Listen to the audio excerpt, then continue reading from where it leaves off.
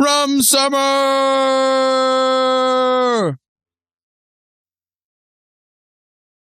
Cheers, sir. Cheers. A 6-year-old hides behind a bush to scare his family. He's only 30 feet away, but they never see him again. A 14-year-old walks 100 yards to photograph a lake. The only thing anyone ever finds is a cap off of her camera lens. A 2-year-old wanders away from a barn. He turns up 19 hours later, 8 miles away, face down in the snow. But he's alive, but no memory of how he got there. A grown outdoorsman later tries to walk that same route, and he literally can't do it. These aren't connected. Different states, different decades, different people, and by every rule that's supposed to be governed on how people vanish in the woods. But they shouldn't have happened the way they happened. Now, one man spent years pulling cases like these out of the files. He won't tell you what he thinks did it. He just shows you a pattern. Tonight, Missing 411, the documentary and the man behind it. And the question that neither of us can put down is somebody finding a pattern out there, or are they building one? Pour up and let's get into it.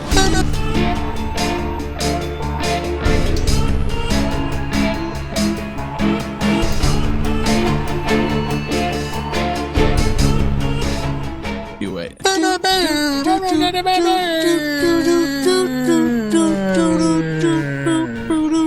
This is where I should have said Rum Summer. Rum Summer. Rum Summer. Rum Summer. Well, hello, everyone. Taylor Swift had Cruel Summer. We got Rum Summer. You're back with your boys. Hoya Whiskey Company. I'm your frickin' boy. Jamie. That's your boy. Peter. That's your boy, Peter. And we'd like to thank you. Because I'm Jersey, boy. But Jersey James?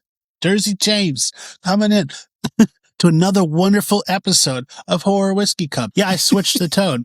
I'm good now. Thank you. I was like, man, is he going to do this the whole time? If you haven't been here before, thanks for clicking. And a little bit about us. 2 dudes, a little drunk, talking about mysteries, and here we are. Dude, I think we really kind of are underselling how on the head we nailed it a couple episodes ago, when we are like literally the embodiment of like, maybe we're a little nicer than these guys were, but like we are like that hard-nosed cop from like any of those like Clint Eastwood or those kinds of guys. We're like, yeah, maybe we have few too many scotches at the end of the night, and maybe we're a little bit of a wild card here and there, but you know what? We get results, damn it. That's who we are. We just haven't had too many misses to where our life is just like negative all the time, because all we're doing is chasing that murder, which we just. Do you mean misses by like women that have scorned us and now we're grumpy about it? Okay. No, like misses, like missed a case, like oh yeah, we were supposed to be like, that was my life's case and we missed it, the ones that got away. And we're not talking about women, we're talking about crimes. No. Sorry, that shot went straight to my head. What are we talking about? We're gonna talk about what we're drinking tonight. Reel us back in. What are you drinking tonight, dude? So I usually have a nice cocktail to theme what we got going on for an episode. Yep. But a little behind the scenes, this is a little short notice that we had.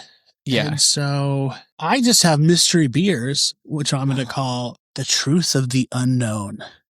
Oh. Is what my beers, and it's going to be, like you see here, it's my mystery pack from last week. I still have. What if you called it Found 411? Found 411. All right. Do you remember Video of 411 magazine, dude? Like the skate. Were you a big skateboarder growing up as a kid? Oh yeah. No, I was a ranch kid. Yeah. I didn't get magazines like that. We be skateboarding, dog. In Green River, Wyoming. Yeah, dude, there's concrete there. Okay, that's fair. Yeah, you're a city boy. Big old city boy there in Green River, Wyoming. Yeah, dude, listening to Tupac, Snoop Dogg. You know, it's pretty hard. Agent Orange. Yeah. All right. Bring us home. We're rambling. Yeah, so you don't have a cocktail. You're drinking. You got your mystery beer. Okay. We never know what we're going to get. It's pretty much the Lucky Charms. And you got your Casamigos again? Controversial Casamigos. Why do you think? Why? Because they add vanilla, fake flavors? Yeah. It's not very good. I don't know why people like it so much. I do know why people like it, but that's because I like candy.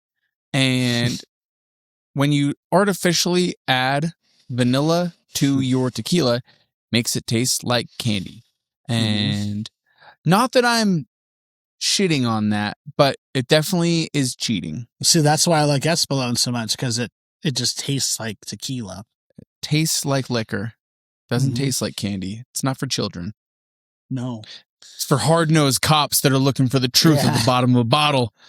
It's like those Gateway cigarettes. You remember that Camel came out with when we were like 18? Or when I was 18? They came out with flavored cigarettes. Ooh, no, I do. Are you talking about Crushes or something different? No, before that, they came out with like mango flavored cigarettes. And they literally invented the vape and then didn't capitalize on it? Yeah. You know, it's like they came in I didn't know about any of this. And they were just like flavored cigarettes. What? Yeah, we smoked. How have I never heard of this? Oh, I don't know. Because it's one of those things of like being before their time. Like, I don't think they lasted very long. They came up with vapes before vapes were possible, and yeah, they very much they're did. like, "What the fuck, dude? We had this already. We did bubblegum cigarettes." Yeah, they did. I guess too bad for them. Like, bummer for everyone. I guess I don't know. I'm still thinking they're probably going pretty strong as a company. Camels? Yeah. Man, I don't know. I think pretty much anyone in the tobacco, like actual, like leaf tobacco industry isn't doing good. No. Well, I guess I'm just so far. This ain't the 70s. Yeah, touche. Yeah. All right, where are we at? What are you drinking? I'm trusty dusty Modelo. You got the hat on. I got the beer. Pretty much match made in heaven. I'm also drinking Montana. This is a Colorado high mountain rum. It's a rum summer. We've talked about this before. Everyone in the chat, get up. Rum summer, rum summer, rum summer. That's all we're drinking this summer. All right. All right. Sweet. Let's get into this case. Let's get into it, dude. So before we touch a single case, you got to know who put this whole thing on the map, because Missing 411 isn't a folklore. It's one man's project, and that man is David Politis. And his resume is the first weird thing about it. Politis is a former cop, worked as a detective with the San Jose Police Department. So he comes at this like an investigator. Files reports, timelines. He runs the outfit called the Can-Am Missing Project. And starting around 2012, he began cranking out books.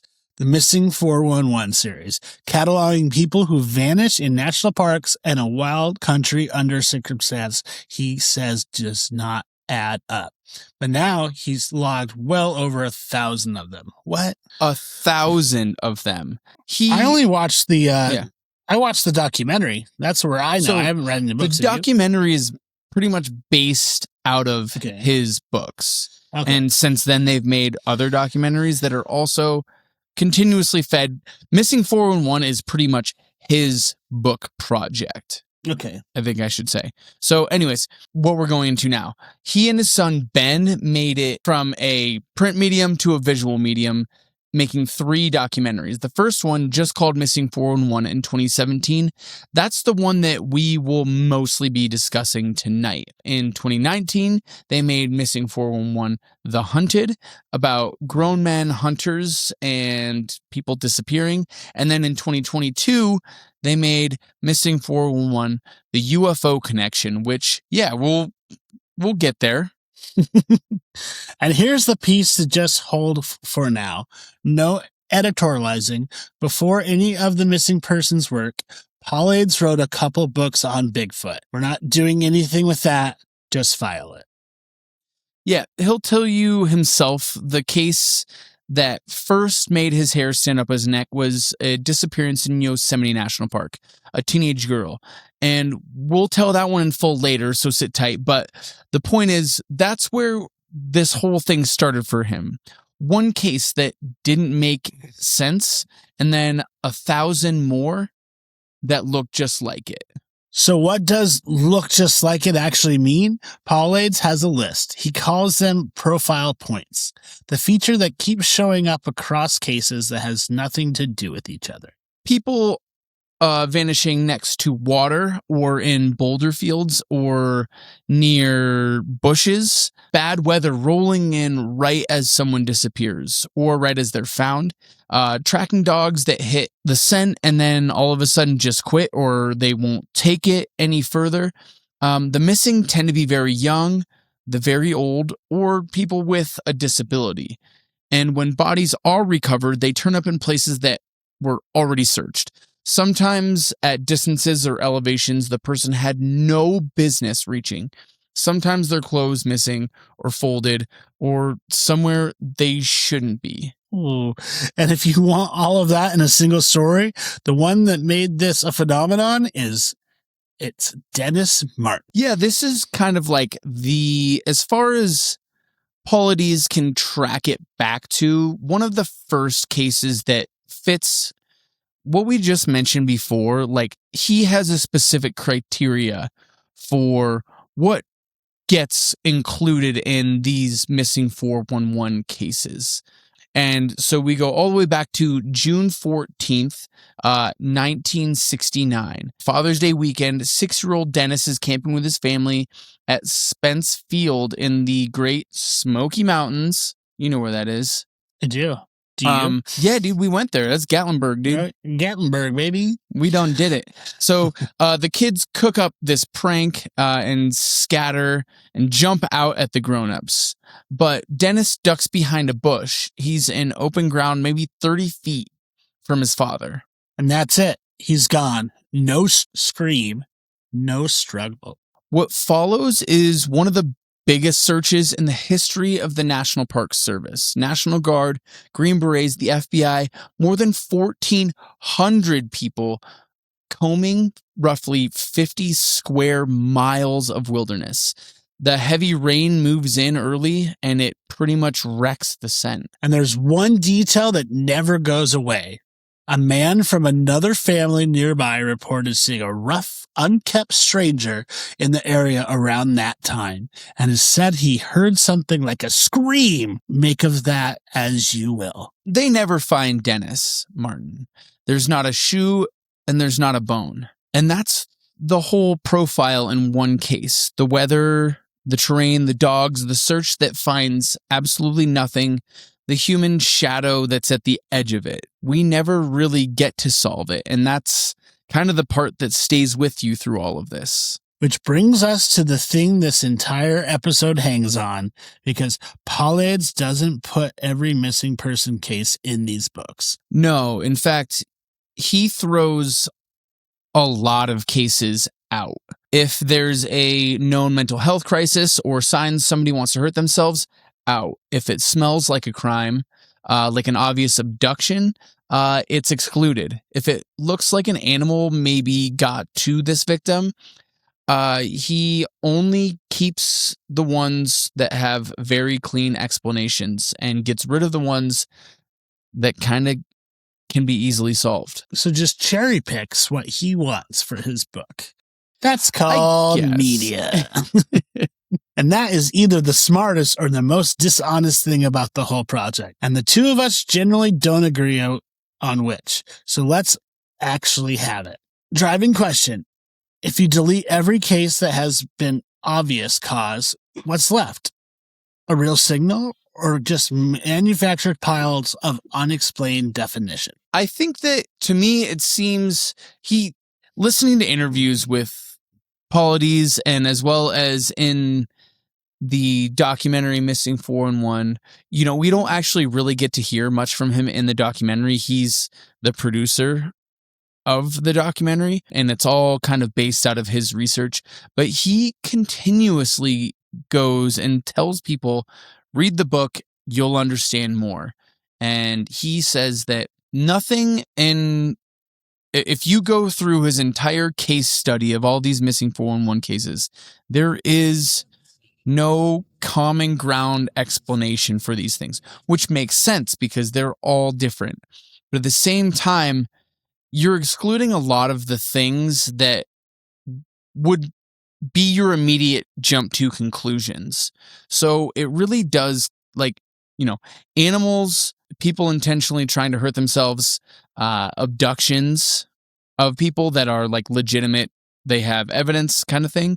Those are all excluded from this. So it seems really strange that he would, one, cherry pick these particular cases, but he has thousands of them. So it's not like he has a book that has 4 or 5 cases in it. They're massive, and he has dozens of books now at this point. Multiple documentaries documenting all these, just the big cases. It's pretty crazy to see that he has what he has after excluding all these other ones. Do you think so? No, I think there's so many like unanswered questions about people that go missing in the national parks. I think a lot of it kind of has to do with like tourism. I think a lot of people, it's like hush hush because they want people to visit, because people will be scared if they find out that people have just gone missing and there's no explanation. But there are a lot of more than 20 some cases that are unexplained that have happened in national parks. And that's, he has a lot. And that is enough to warrant like asking some questions. Maybe he's onto something kind of thing. Yeah. Moving kind of a little bit further from that, we have this, I would call it stigma that is attached to him. Before getting involved with these missing persons, has written more than one book about Bigfoot. So does a guy who wrote cryptid books or books about Bigfoot before any of this happens lose credibility? Or is it like this ex-detective who's just really like, he's just looking at the information he sees, and maybe he thinks Bigfoot's real because he sees some information that he thinks is real too? Where do we kind of stand on whether or not this gives him credibility or strips it all away? To people like you and I, he probably doesn't mess with the credibility at all. Okay. But to like the mass public, I think, like if you're going to write stories about something that has never been proven completely, then it's going to be hard to take serious. Okay. It's not a lie that these people are missing. Like you can look up most of these stories and it's literally still missing to this day kind of information. Yeah, it's crazy what is recorded and also what is not recorded is pretty shocking in this case as far as what we're talking about. So let's start where the Missing 411 documentary starts. And it's strange to start an episode about an unexplained thing, because the case that opens the documentary is pretty much where police immediately jump to as soon as this kid went missing. So I pretty much think we'll just open it right up. On July 9th, 2015, a young family leaves Idaho Falls in the afternoon and points the truck northwest. 2-year-old Dior Kuntz Jr., his mom, Jess Mitchell, and his dad, Vernal Dior Sr., are heading north. They're meeting Jessica's grandfather, Dior's great-grandfather, Robert Bob Walton, and the Waltons' friend, Isaac Rhinewand. This spot is Timber Creek Campground, deep in the Lemhi County, about 125 miles out, near a little town called Leodore. Leodore, Idaho, I assume? Yep. Remote. 2.5 hours off the road, the last stretch rough. A creek running right through past the site. They roll in after dark. The next morning on July 10th, everything's normal. Rhinewand remembers Dior at breakfast. He was, this is young Dior he's talking about, clumping around the campsite in a pair of cowboy boots about 3 sizes too big. Around noon, the parents drive him and themselves back into a little store to grab some supplies. Then early afternoon, the adults split up. And there's the whole case in one sentence. Every adult thought one of the others had him. The parents say they left Dior with Walton and walked down to the creek. Walton thought the boy was with his parents. Isaac went off fishing. When the parents come back, they say it was only a few minutes. Dior Jr. is gone. There's no splash, no cry, no little boot prints heading into the trees. At 2:28 in the afternoon, Jessica calls 911. What comes next is enormous. Teams on foot, one on horseback, on ATVs, drivers in the water, the dogs, I don't know why I said that, the FBI, they work the radius around the campsite for days. They find nothing, not a boot, not a thread. More than 10 years as of now, nobody's been arrested. Nobody has been charged. Dior Kuntz Jr. has never been found. And this is the case that opens David Politis' documentary, The Missing 411. It is the unexplained vanishing that kicks off the whole mystery of the documentary. Which is where it gets complicated, because within 6 months of that 911 call, the sheriff stood up and named the people on this trip as their suspects. So at the end of the day, which is it? That's the thing. The whole episode hangs on right off the gate. Politis opens a movie about the unexplained with this one case where the sheriff publicly names the parents. Yeah, it's kind of a wild place to start this movie, though. Fairness to him, named as suspects is not charged. Nobody was ever charged. There's no body. The fact is, this kid is factually pretty much gone. And that's the whole tension. It's unexplained or just unproven. Walk through what actually made suspects.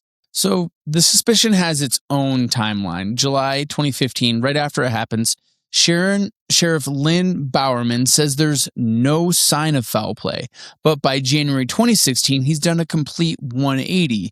He names both the parents as suspects, saying that they've been less than truthful, that their timelines keep shifting and their stories don't match. And it wasn't just cops. This is the part that moves the needle for me. The two private investigators the family hired both turn on them. So the first one is Frank Vilt, and he is a retired U.S. Marshal. The family brings him on. He's in on it about a month, and then he quits. He tells them in writing that he thinks they lied and that these searches are just cover for a crime that they committed. He also thought it was bizarre they wouldn't push the story to the press or promote $20,000 reward. Like, if it's my kid, I'm screaming it off every rooftop. Makes sense. And that's the guy that they have in the documentary, who pretty much tells them as much. They have this little scene where they kind of like, he says, like, I didn't really trust them. So then we also have Philip Klein.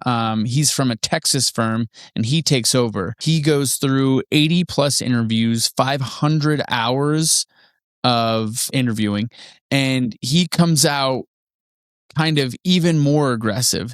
He rules out a stranger and he rules out an animal. He says that Dior is dead, and most likely it was an accident plus a cover-up. And he names Dior Sr. as the main suspect outright. Wow.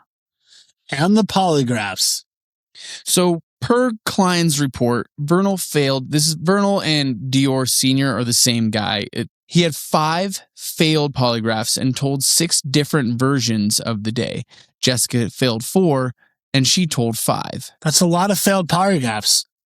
But let me argue against my own point, because polygraphs are just junk science, inadmissible for a reason. And the parents whose kid just evaporated is the most stressed human alive. And they couldn't fail one cold. I don't think they'd failed these polygraphs can prove anything. Yeah, I don't think that these private investigators ended up with much, except for maybe my guess would be they quit out of money. And Bill, the first private investigator, he sued over expenses. And then the family also then later sued the second private investigator that they hired, Klein. You can kind of question their motives a little bit, I guess. The family's own lawyer called it grasping at straws. Anyone there can be called a suspect just for being present. So what's the stuff that doesn't fit? The parents did it? Pretty much. Mainly it's foul play. Where is he? There was a cadaver dog that hit at the site in the first few weeks. Which says a body was there. Yes, but then a decade of searches, dozens of trips back out, dogs, all of it, nothing, no remains, and not everyone on that trip is shady. Isaac's story never wavered. He was never named a suspect. And here's the kicker. The current sheriffs, Penner and Bennett, won't even use the word suspect. Everyone at camp is a person of interest equally because they're the last person to see Dior Jr. So the original sheriff and the two PIs say the parents, and the current law enforcement walks it back to everybody. And even the newest evidence is a wash. Last year, a torn child-sized fleece shows up in steep terrain above the camp. Possible blood and hair. Sent to the state lab in 2024, partial DNA, no conclusion. Never tied to Dior. We've got a case that really, it looks solvable. It's modern. We're not talking about the 70s or whatever. There's 4 adults that are present here. They're all named suspects. We have a cadaver dog hit, and 10 years on, it's stone cold. Which is the question I can't shake. And honestly, I don't know where I land. Strip all the woos off. Is Dior missing 4-1 case at all? Or a horrible, ordinary human thing that has just never gotten proven? And Paul Aids scooped it up because unproven photographs like the Explained. Yeah, I pretty much flip on that depending on the hour. Most possibly it's people. It's probable it's people. But we, through the FBI, 2 investigators and a decade of searches at it, still can't close it. And that not knowing is real. So whether a monster took him or his own family did, we really don't know. And that's the exact discomfort we keep bumping into tonight. Good place to leave Dior, because the next one, the easy answer doesn't come quite so easy. I mean, I guess to break down into like a little bit of a discussion here, did they find a boot with this case? I can't remember from the documentary because it's been a little while. They found a fleece. Yeah, but that was found quite recently, and they really can't tie it to anyone. I thought maybe that they had found something from Dior that's even in the documentary. I watched this probably 6 years ago. Yeah, okay. Like when it first came out, and I tried to watch it again, but I couldn't find it anywhere. There wasn't even on YouTube or anything.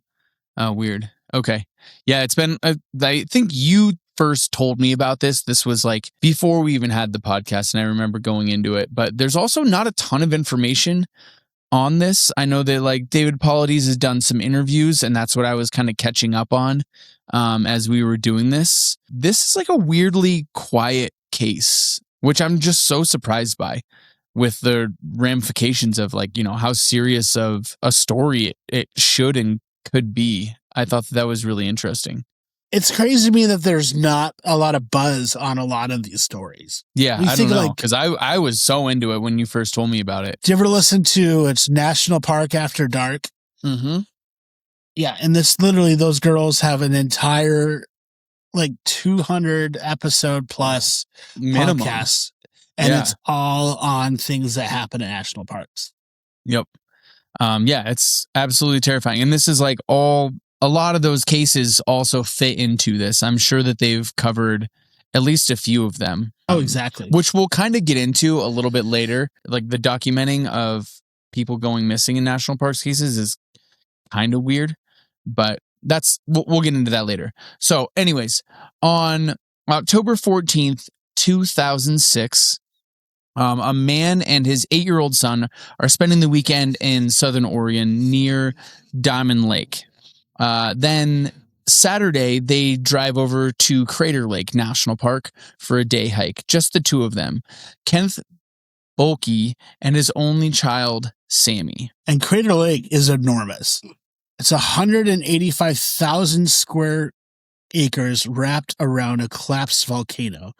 A cauldron almost 2,000 feet deep filled with some of the coldest, clearest water in the country. It's fucking breathtaking if you've never been there. They spend the day up on the rim near the Cleetwood Cave trailhead. Sammy's been hunting all afternoon for what he's decided is gold. Little yellow pieces of pumice stones. Around 4 o'clock, it's time to head to the car. But Sammy doesn't want to quit looking. So he bolts straight up a loose cinder slope into the trees. His dad goes after him, calling his name, telling him to stop. But that slope is like running up a sand dune made of fist-sized rocks. Ken can't close the gap, and Sammy doesn't stop. He goes over the rise into the woods, and that is like the last that anyone really even sees of him. Ken looks for him alone for a couple of hours and flags down a passing car to call for help. What comes next is full scale. The Park Service, FBI, and well over 100 trained searchers, dog teams, and then the weather turns. A snowstorm rolls in, drops 4 to 6 inches in, we're talking Oregon here, wet, heavy snow, sub-freezing nights. An 8-year-old in a winter coat and a slip-on shoes does not have long out there. They searched days, then weeks, then years. Just last year, 19 years on, crews were back at Crater Lake with dogs walking the same grounds again. And they've never found him. Not Sammy, not a shoe, not a bone. And on its face, that's exactly the kind of case that makes Missing 411 sound like it's onto something. A boy runs into the woods in daylight. His father is right behind him. And then the earth just swallows him whole. Except we left something out of that story on purpose. Ooh, what is it? Here it is. The thing that flips the whole case. Sammy was autistic. Yeah. So the second thing, the second you know that, every eerie beat we just kind of told you does kind of get described a little bit with a different light. Listen to how his own parents describe it. His dad said Sammy was fearless. That to him, this was a game, that he did not grasp danger, and the FBI agreed with that read. His mom said he certainly would run off and hide somewhere, and then Ken, searching, probably walked right past him. Which is, I guess, textbook. Kids on the spectrum bolt and they just don't stop. They often won't answer to their own name. You can be screaming it from 3 feet away.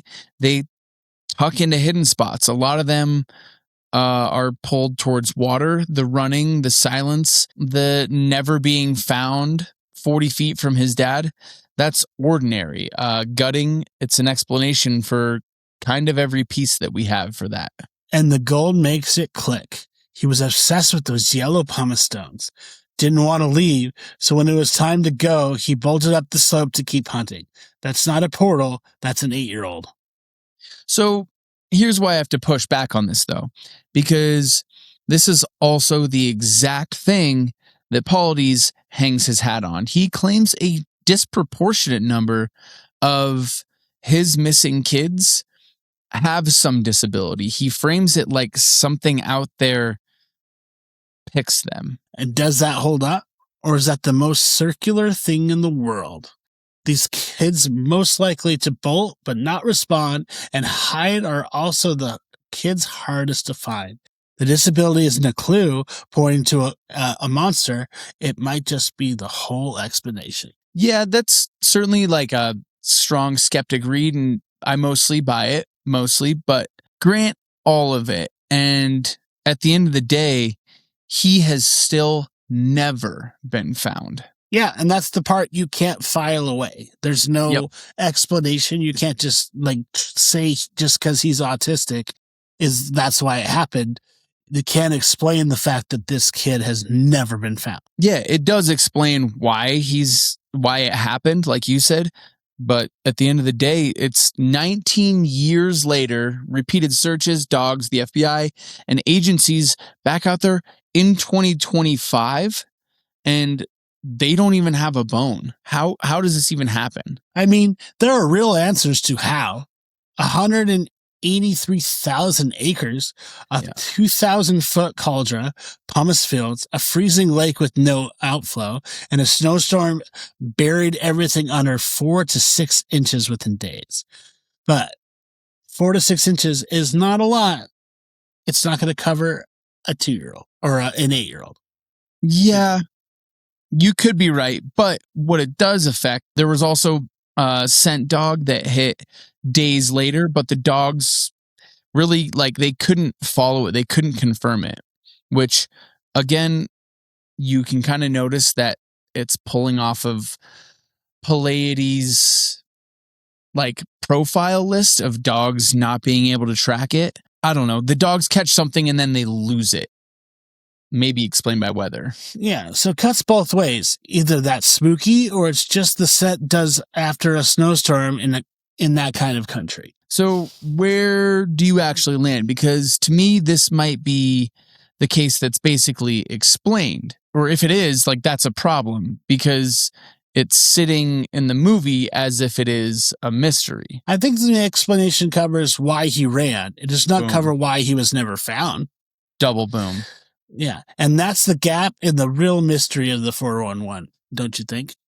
Yeah, I think we talked about this already. Like, the fact that he may have been autistic does certainly explain why he would have just taken off, especially, like, I don't know, he's hunting for gold and why he wouldn't listen. He was on his own track and there was not much that was going to keep him from just going to find more of it. But, like, you would have found him, especially, like, you know what he's looking for.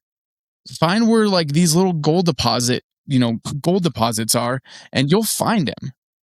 Well, also, maybe not right away, but, like, that's where it explains the behavior initially, but it does not explain anything after you go looking for him. Well, is there not a point an hour or two go by where this kid stops hiding and is like starts fearing for his life and starts yelling? Yeah, like, he's also, like, most likely he's gonna hide forever. You think the dad just, like, left? He's like, oh shit, dude, your dad was there the whole time. So there's a point where that kid probably, like, his brain registered that, yeah, like, this is no longer me hiding so I could keep running or fighting these gold. Like, I need to, like, go into survival mode. So there's something there that doesn't add up. It was honestly, like, I would say the biggest, like, heartbreaker of the entire documentary is at the very end.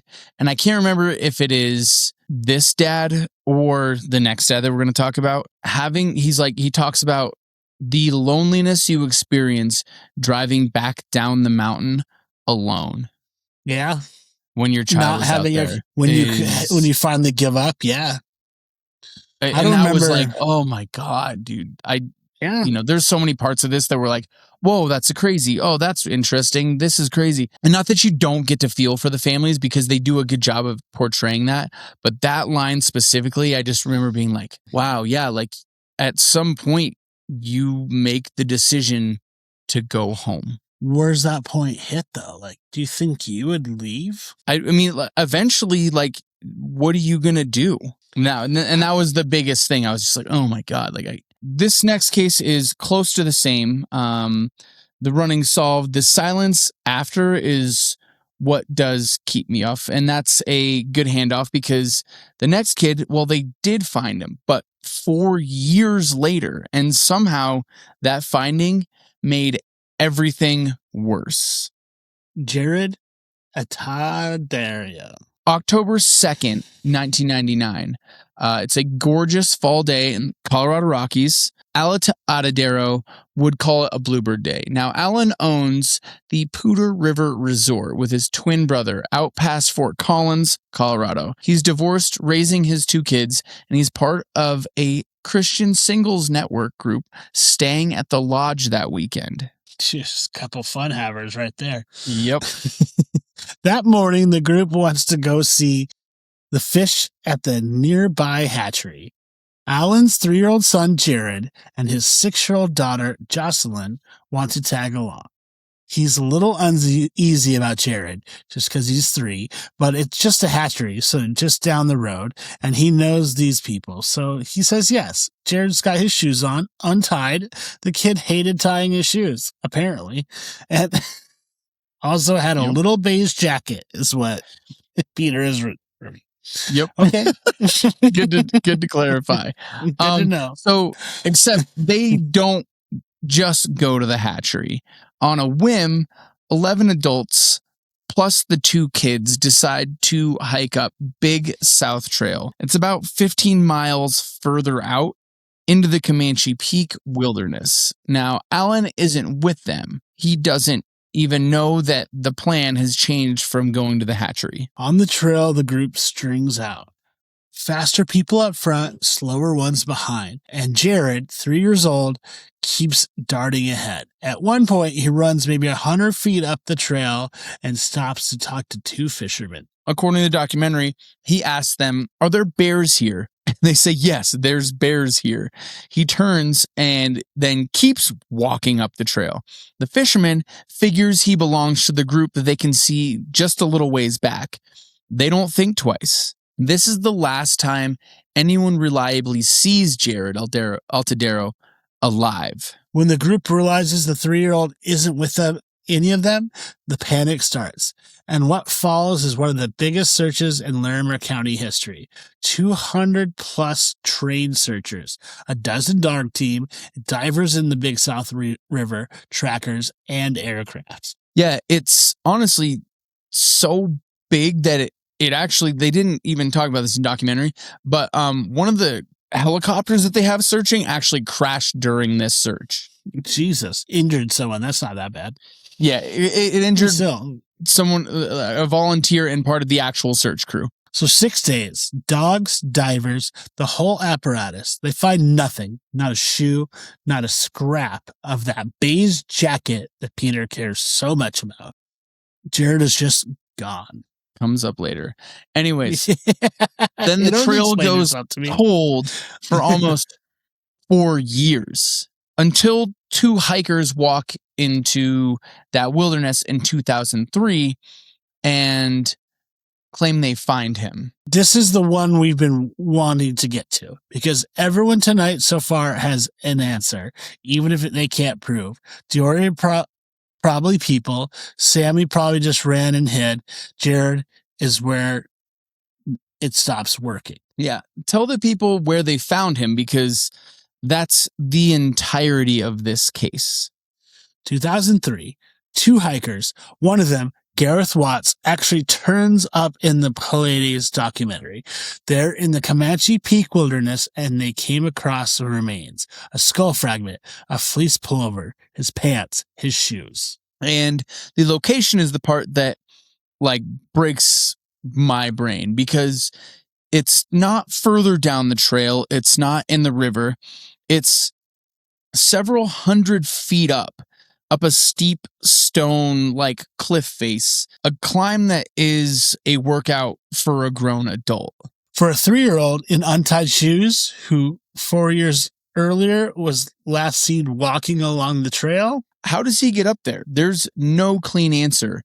And it gets worse when you actually look at what is ruled as the cause of death. The sheriff at the time, Jim Alderan, looks at the shredded clothing and some hairs on the pullover and calls it a predator, mountain lion, maybe a bear. Jacket you were always talking about. Yeah, there it is. Okay, but that read fell apart almost immediately because there's no visible blood on the clothes. And later, big cat experts looked at it and they said that the remains don't fit a mountain lion kill. Cougars do specific, recognizable things to prey, and this wasn't that. And Alan, the dad, never bought the animal theory for a second. He spent the rest of his life chasing other answers. He passed away a couple years ago, still without them. If it's not a cat, what? Drowning? He was found uphill, not in the water. Exposure? Well, a toddler doesn't climb hundreds of feet up a slope and lie down. We're looking at, where are we? October? I guess there could technically be snow up there, but I really I don't know. Abduction, there were scattered reported sightings of a boy who looked like him, some way out of state, but those were never confirmed. Every theory has a hole you could drive a truck through. That's the case. And this is the exact bucket Politis lived in. A child found at an impossible elevation where above where he vanished. Clothing in strange state. Cause of death that is this day has never been officially classified. Yeah. And here's what gets me, totally separate from any monster. We actually found him. We have remains, and it answered nothing. In fact, maybe complicated things. Dior and Sammy haunt you because they're legitimately missing. Jared haunts you because he's not. They found him, and it's like in the documentary they show it. He has they have the remains, and there's this jacket that's a little bit torn up on the front. Weirdly, there's a tooth that they find just sitting on a log, as well as his hat, and it legitimately looks like it was placed there. I don't know how. This log isn't this big massive log or anything like that. It doesn't also look so much that it's staged on a stump kind of thing, but it is 100% it's a log. It's probably 4 or 5 inches wide, and it's this tooth, single tooth, and the hat is laying on the log in this little rotted out piece of it. It's so weird. That is really weird. So where are you on this one? Because I'll be straight.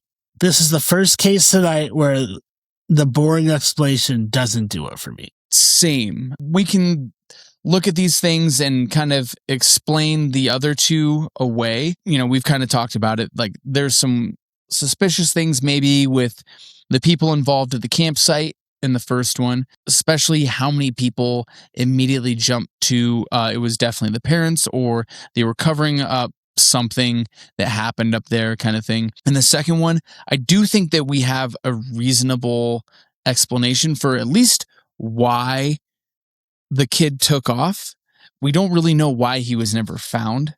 That's kind of beside the point. This one, we have some evidence, but we just there's a toddler's skull hundreds of feet up this slope that he couldn't climb, and no cause anyone will even put their name to. I don't have anywhere to put what this would fall into as far as an explanation. Maybe that's the honest place to sit with, Jared. Not aliens, not a mountain lion, just we don't know. And that's not a lack of evidence, which sets up the next two perfectly, because those two don't even fit the shape of the cases we've done so far. Everything tonight has had the same basic shape.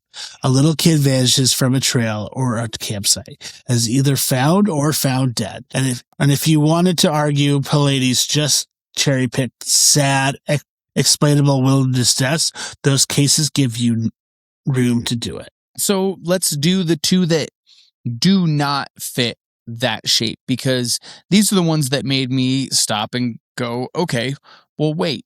They break the mold from the opposite ends. Now, this is going in the way, way back machine, but on April 10th, 1952, a 2-year-old named Keith Parkins is at his grandparents' cattle ranch outside of Ritter, Oregon. Go in the documentary, watch it. It's remote country along the middle fork of the John Day River. Now, Keith and his older brothers walk out to the barn to look at a newborn calf. And around noon, the older boys head back in for lunch. Keith doesn't come with them. His mom goes out to get him, and he's not there. Not in the barn, not around it. Just gone. Yeah, dozens of people turn out to search for Keith. And about 3 miles from the barn, they find footprints, toddler size, matching the shoes that Keith was wearing, which was already strange because 3 miles is quite a hike for a fucking 2-year-old. It's no way that actually happened. You know what I mean? Yeah.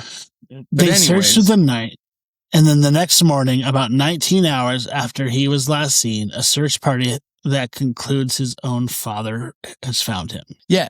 And the crazy thing is, they find him alive. And the documentary really fucks you over in this because they 100% play it off for a good 2 or 3 minutes. Like, this kid's not alive, and they find his body. And then they said they picked him up and he was alive. It's like, man, I really thought this was another dead kid. So good for them on like really, I guess, holding the suspense. They find him face down in a patch of snow 8 miles from the barn in a straight line. And the country you'd have to cross to get there is closer to 12, including these footprints that they found that say, yep, it looks like he made it to this place and then cut all the way over to here. He would have had to have walked 12 miles in 19 hours. Jesus. So a 2-year-old overnight in April in the Oregon high country, 8 to 12 miles. And here's the detail that turns it from miracle to what the hell happened.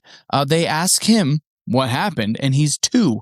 So yes, he has very limited testimony. They ask, he has all these scratches on him. His jeans were torn up. He has some scratches on his face, and he claimed that all the scratches came from a cat. That's obviously it. Obviously, that's what happened. Yeah. And later, an experienced outdoorsman tries to walk the same route in the same window of time, and he couldn't. A grown, fit adult couldn't cover the ground as fast as this 2-year-old barefoot kid. Yeah, we're pretty much looking at, this is late April. In the documentary, the grandmother's like, yep, it was she says Easter came early, but I'm pretty sure Easter falls on the exact same weekend, like every single year almost. It's like a third. No, I think it's the second Sunday in April. I never understand when Easter is. I think it's the second Sunday. That's my Catholic brain thinking, but no. No. Oh no, you're like wrong though. I don't know. I feel like Easter's always a different time. It's always weird to me because everything else is always the same. But yeah, it makes sense. It's like the 40 days of whatever they call it. The 40 days. 40 days of May. It's a vampire movie with that's a book. It's Neil Gaiman wrote that 40 Days a Night. It's a graphic novel that they did from I didn't know that. Yeah, it's an awesome graphic novel. That's awesome. And it's not what's his name? It's not 40 Days a Night, it's 30 Days of Night. Oh yeah, you're right. 40 Days of Night, I'm pretty sure, is like a romantic comedy with it's 40 days. Yeah. Dang it. What is that movie called? Josh Hartnett. 40 Days and 40 Nights. Yeah. Josh Hartnett. Yeah. Good work, dude. We got there. But 30 Days a Night is and Shannon Sossaman. Oh. Mm-hmm. Yeah, she's sassy. She's sassy. What a babe. Anyways, that has nothing at all to do with this case. Not even a little bit. So, anyways, I think we should get back into it and not talk about hot chicks when we're talking about all these missing children. Exactly. So, anyways, this is one of these cases that detonates the easy skeptic line of saying that, a kid just wandered off and died of exposure nearby. No, he went 8 to 12 miles, survived, and came back with nothing but a cat scratch. I do not have a tidy explanation by that, and I've tried. Behold it, because this next one breaks the pattern from a complete opposite direction. Hey, sorry. We had a little bit of technical difficulties. Yep. My phone decided not to, I guess, it decided to die. Jamie pretty much had a thing where he tried unplugging it, but he forgot to plug it back in again. No. So rule number 1 of tech is unplug it and then plug it back in. And he forgot that part, so. Yeah. So where were we? I'm a fun guy. You are hilarious. July 17th, 1981. Put your knife away. Stacy Raz. And right away, she's not a toddler. She's 14, capable, outdoorsy kid from Saratoga, California. She and her dad, George, are on a 4-day horse and mule trip through Yosemite country. Yeah, so they ride from Tulum Meadows, they stop for lunch at the Cathedral Lakes, and they reach Sunrise High Sierra Camp, about 9,400 feet up. around 3 p.m. And this is a staffed camp, meaning there's cabins, crew, other guests. It's definitely not in the middle of nowhere. Stacy freshens up and wants to walk a short way to a photograph of a nearby lake. A 77-year-old man in a group, Gerald Stood, goes with her. A little ways out, he gets tired, sits to rest, and tells her to go on ahead. Now he waits 20, 30 minutes, and she doesn't come back. And that's it. 14 years old, broad daylight, a short walk from a staffed camp of people. And Stacy Raz is gone. 11-day search. Up to 100 people, professional searchers, dog team, mountain climbers, even divers. The helicopter's logged over 40 hours. The superintendent is basically left saying she just vanished. The only thing anyone ever found, the only physical trace ever, was the cap of her camera lens that was found sitting on the trail. And that's where Stacy wrecked. With the little kids, you can say toddlers wander, toddlers can't self-rescue, and of course they slip away. Stacy was 14, old enough, smart enough, fit enough to handle a trail in a daylight near a popular camp. Yeah, and she's the one that, for Politis, actually started all this. As we mentioned at the beginning of the episode, he said that the case that first made him think something was going on here was a Yosemite National Park disappearance. This is it. So, set these two against the first three. The skeptic's whole toolkit is kid wanders, there's exposure, there's water and terrain. They're never found because the wilderness is enormous. Parkins breaks it because he went impossibly far and lived. Raz, on the other hand, breaks it because she wasn't just a helpless little kid at all. And I want to be careful here because this is where it can be easily overreached. This doesn't prove anything supernatural. It just means they were too young and too helpless. Can't be the universal answer. Right. You've got a survivor who covered 12 miles and a competent teenager who vanished from a staffed camp in broad daylight. Doesn't open the door to monsters necessarily. It narrows down what boring is allowed to cover. And once you've narrowed it this far, that's usually the exact moment people start reaching for other explanations.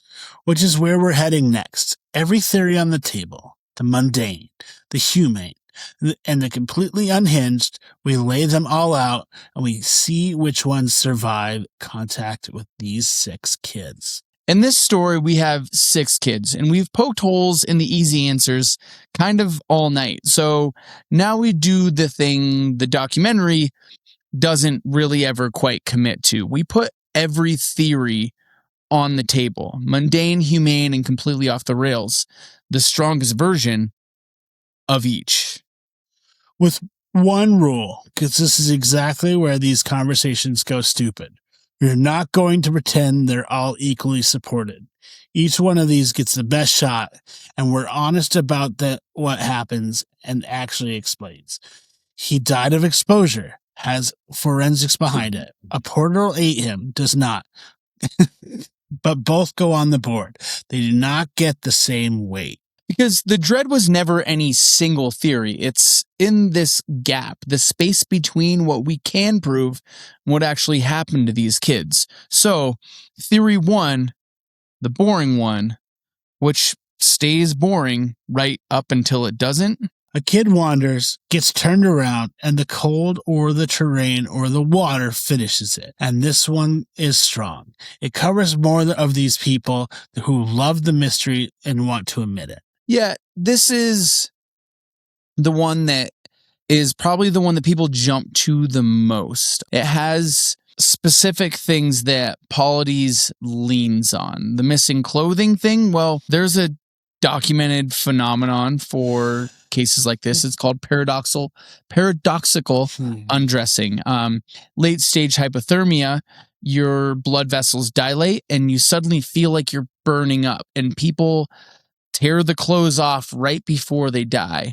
Found undressed isn't a monster stripping them. It's a documented thing, and it's often the cold, hypothermia catching up to someone. The dogs that won't track centigrades, weather kills it. Time kills it. That's Sammy's storm in one sentence. And in a found, already searched area, that's a normal in search and rescue. Grid searches misses things constantly. A small body under brush gets walked right past. It isn't eerie. It's a Tuesday. And Sammy is this theory at full power here.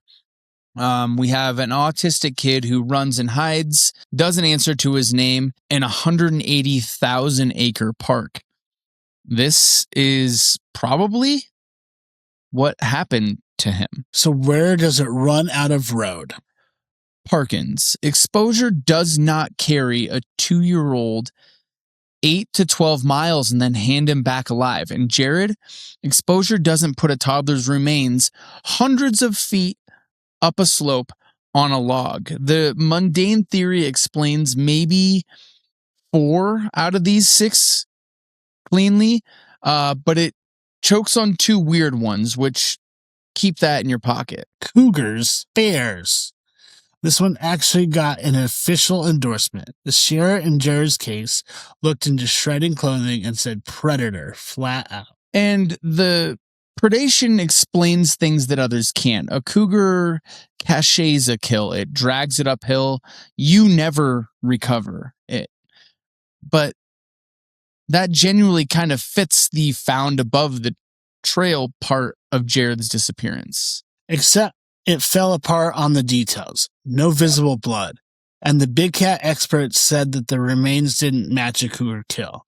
So the one case where the animal was official read is also the case where the animal theory takes the most expert fire. And there's no sign in most of these other cases. No cougar pulls a 14-year-old out of a staff camp in broad daylight, past hundreds of searchers, and leaves a lens cap on the trail. Animals kill people in the woods. It is real. It happens.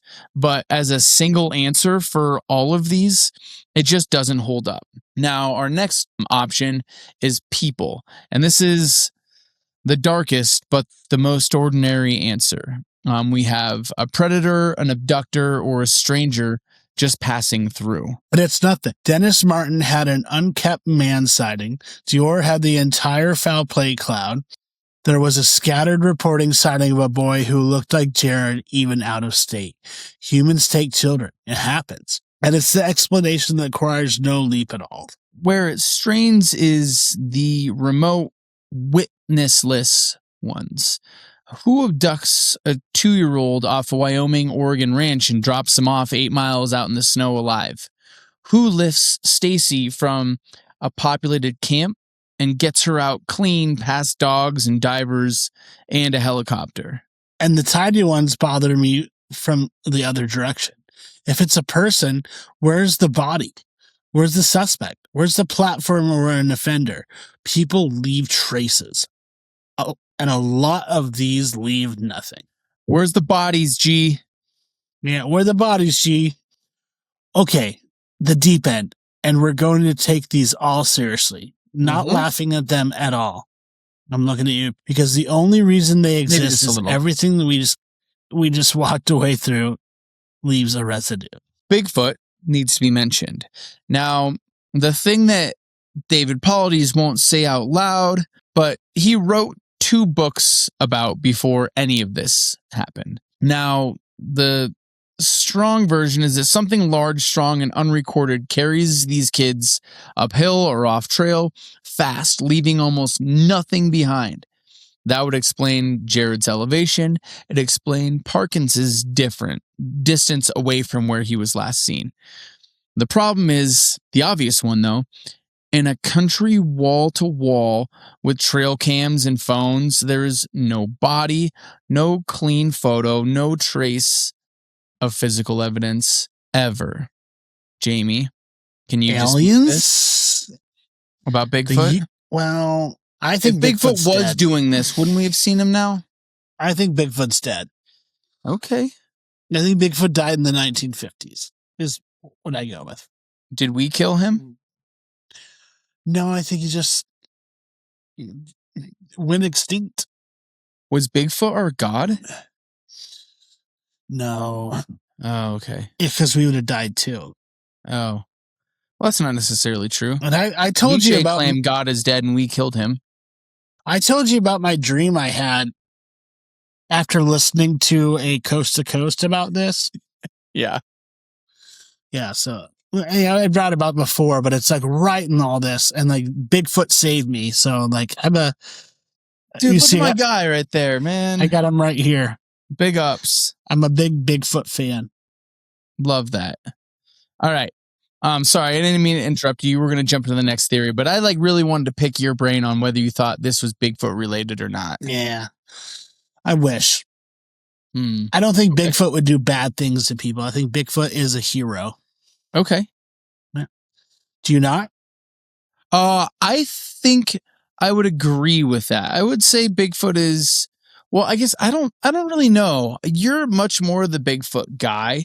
I really like Bigfoot, but I don't know if I'm that interested in Bigfoot. I like you, but I'm not in love with you kind of thing. Yeah. Yes. I'm also like, I don't spend a lot of time on Bigfoot either. I just like him as well. We love you, but we're not in love with you. Yeah. All right. Moving on. Okay.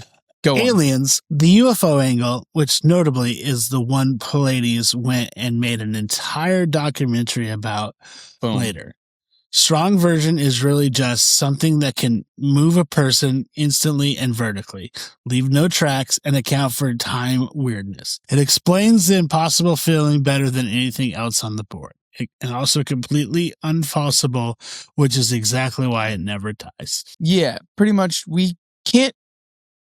I guess you can dismiss it if you don't believe in UFOs or aliens at all. But if there's any tinge of doubt, like there's zero proof either way that it's aliens. So it's kind of what happens with any of these mysterious cases.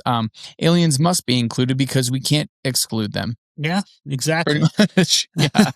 And that's the honest tension across all three. No evidence. There's only things that happen and that can explain these leftover cases.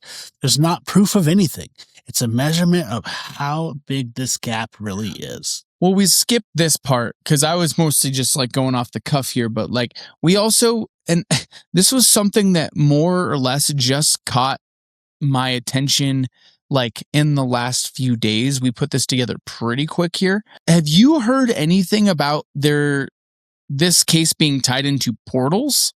No. Whether it's interdimensional or extra dimensional. Wow. So I was like, like you mentioned, like I was cruising through YouTube, and because I'm researching this and listening to interviews with Politis, this video popped up, and it was like this guy walking through the wilderness, and he's like, hey, like, I know this is going to sound weird, but I almost just walked in between these two trees. And it like kind of has like a little bit of like a weird little archway formed between these two trees and their branches. And he's like, but I got a really bad feeling about it. And I'm pretty sure that that's a portal that could kill me or make me disappear forever.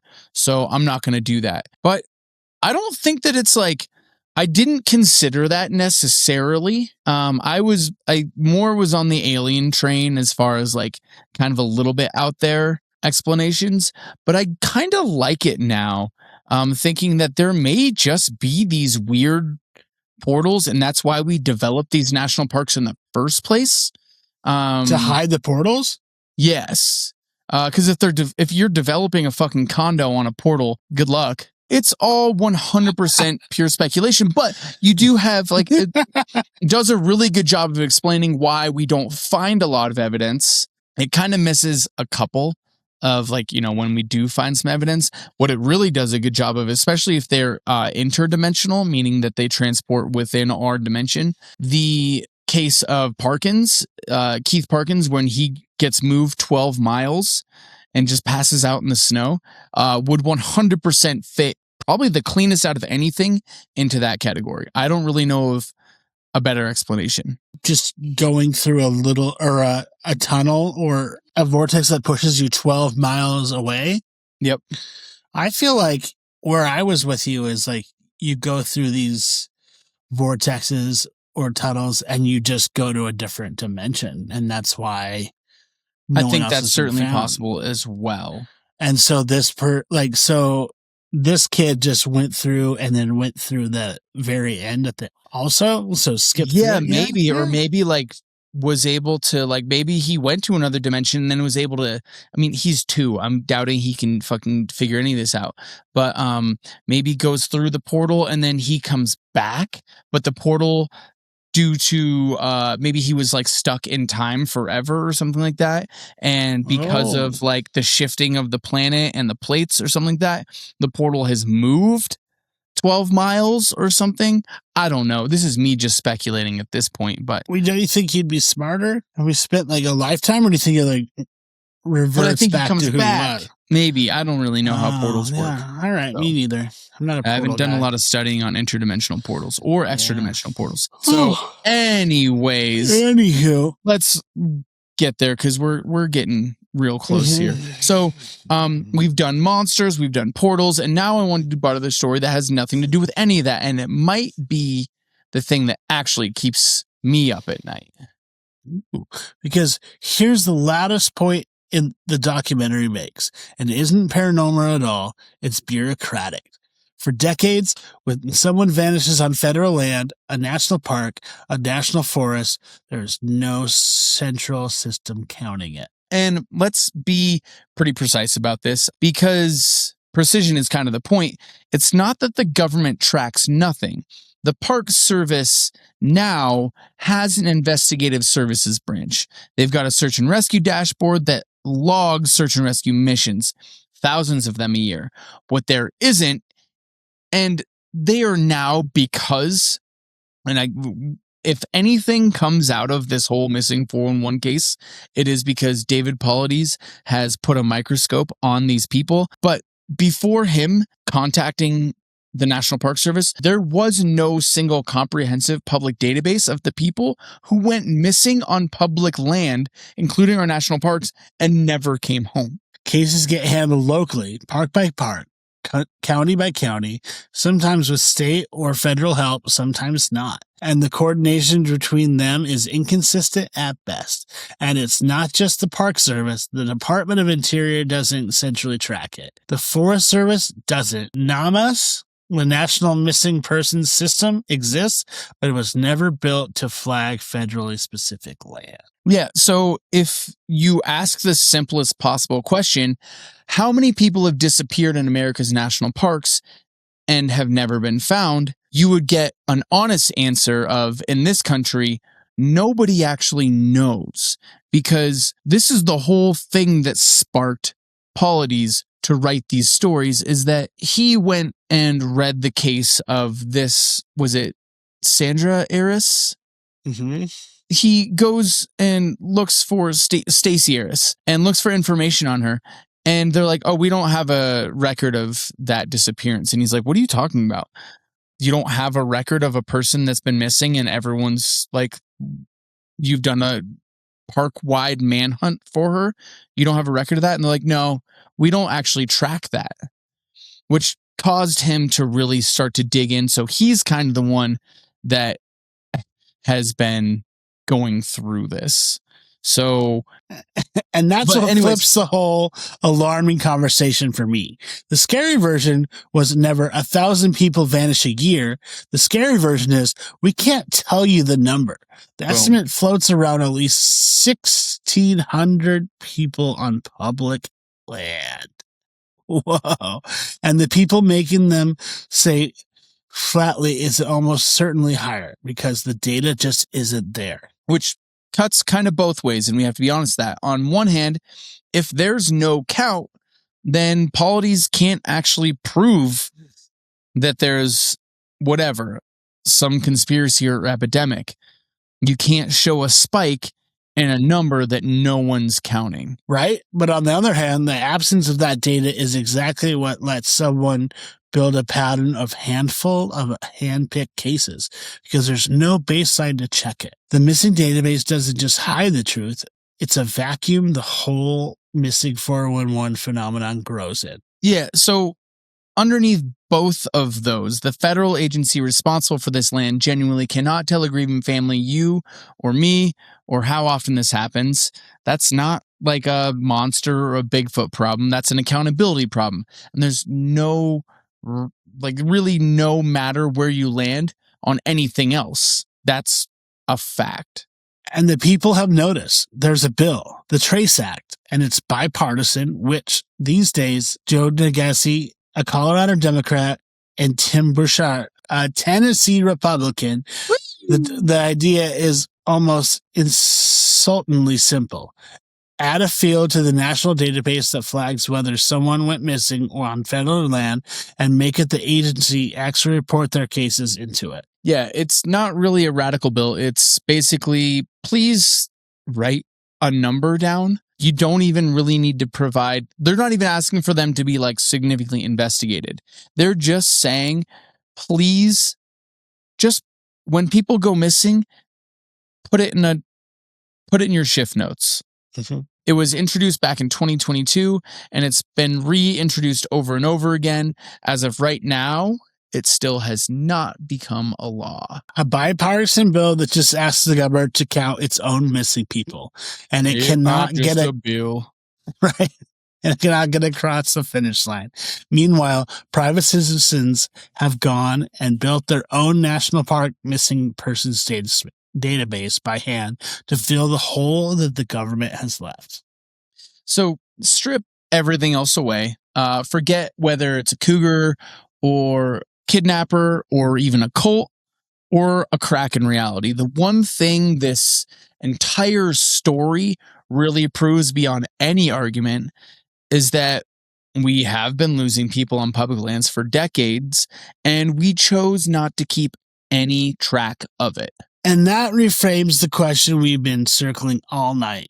It was never really, is it a Bigfoot?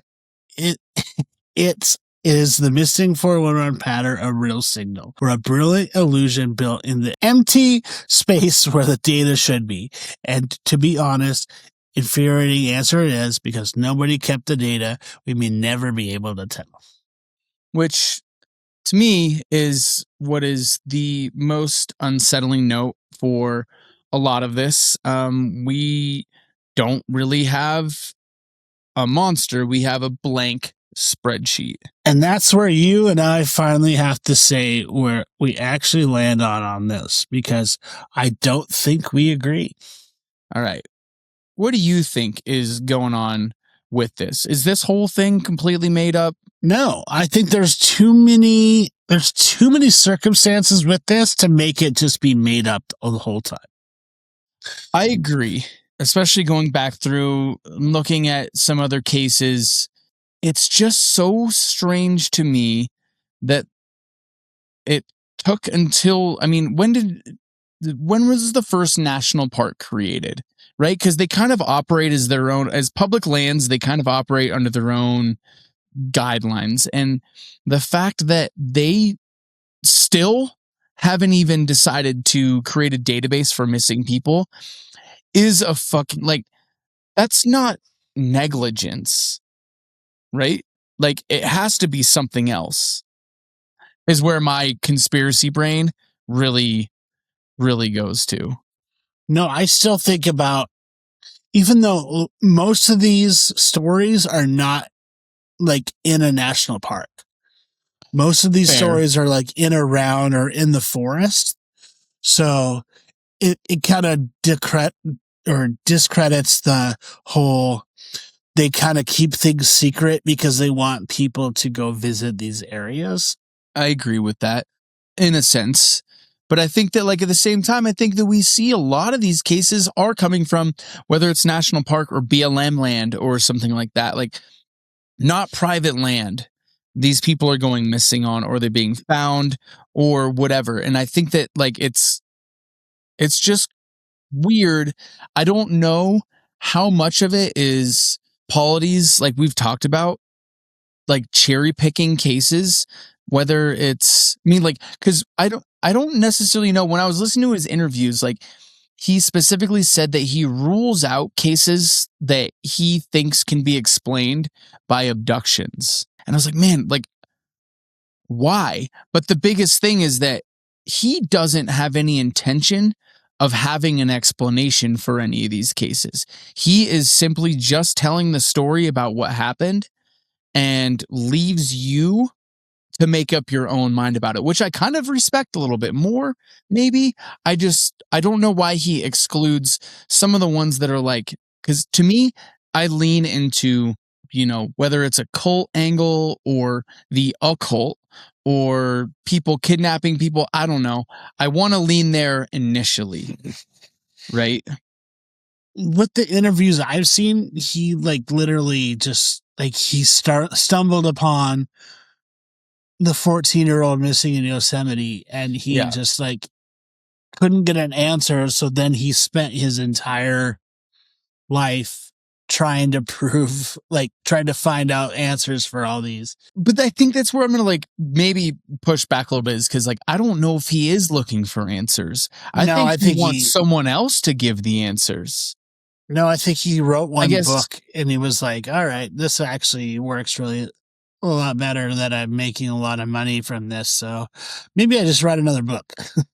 Potentially. I think, maybe you're onto something there. But I think that in the documentary, he goes out of his way, at least in the first one, to not say what it is, right? You're just kind of left with the sadness and the heartbreak of these people losing their children, specifically because that's what the first documentary is about. Now, I have not seen the second one, which talks about like hunters and stuff like that have gone disappeared, or the third one, which is called the UFO case or something like that. So maybe he's showing his hand a little bit there. I actually don't even know if that's technically like if he has anything to do with it or not.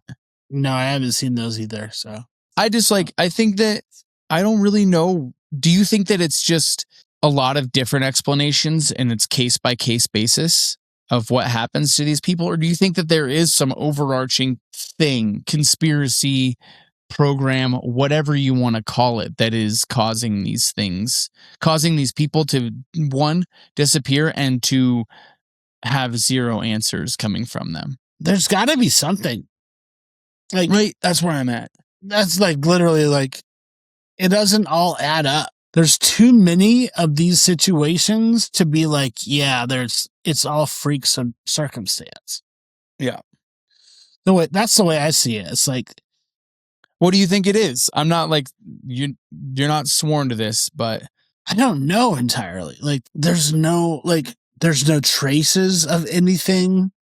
So anything you say is like a shot in the dark. You could be like, yeah, it's Bigfoot. Maybe. Yeah, it's this. Who knows? Yeah, I don't know. There's like a ton of stuff here. I'm like kind of just pulling up information now, but I think the national parks being government land or BLM land, this is like going to be a little bit of like a deep cut, but pretty much in the 1950s, it's been alleged, this is just after we're getting out of World War II, and Area 51 is becoming a place. I think it happens, is it before the Corona incident? They call it the Grenada Treaty, and pretty much what it is alleged is that President Eisenhower met with aliens, and in a deal, we got their technology and they got our people to test on. And they routinely use this as like an explanation for why people in the US go missing way more often through UFO experiences or whatever than other places. Now there's certainly like Betty and Barney Hill and like lots of other abduction cases that would kind of prove that the opposite. But the Grenada Treaty is pretty much saying that we were given technology by the aliens to have somewhat free reign to take our people, and it would make a lot of sense if they were taken from public lands. Yes. So maybe aliens could fit into that. Like I said, like there's no honest, easy answer. Like, yes, it could be aliens. It makes more sense because now there's so much in the news about how aliens exist that, it probably could be aliens. But we've been barking up the right tree is pretty much what they've been telling us recently. yeah, it's crazy to me that this many people go missing throughout this many years, and there's nothing, and it isn't like raising like it hasn't materialized into anything. Yeah, there's no special task force to investigate people going missing. I guess in the woods it's just such a hard thing, but like specifically in his book, he is claiming that like a lot of people, and it doesn't surprisingly, it's not surprising at all where the most people go missing is in Yosemite National Park, because it is in California. It is not too far from the biggest city in the Western United States. Well, it's closer to San Francisco than it is LA. I understand that, but it's not. It's in that general area. You know, people aren't going to be batting a whole lot of eyes when people go missing outside of Fort Collins, which is another part of this. Watching that documentary, I was like, dude, I've driven by that exact hiking trail probably 60 to 100 times in my life.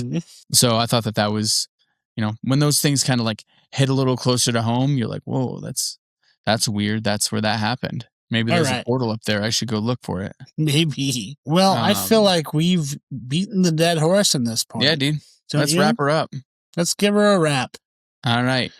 Do you have a wrap? Do you have a wrap to end us up? A wrap. Nope. Just scroll on down, hit the out, hit the likes, hit that shit, dog.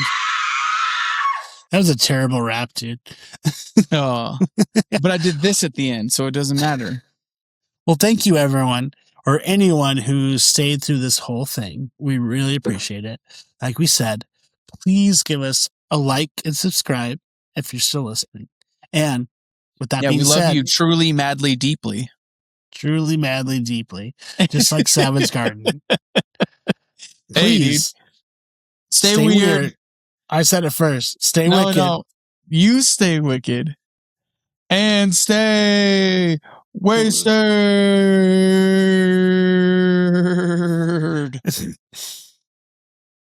Do the Scooby-Doo ending.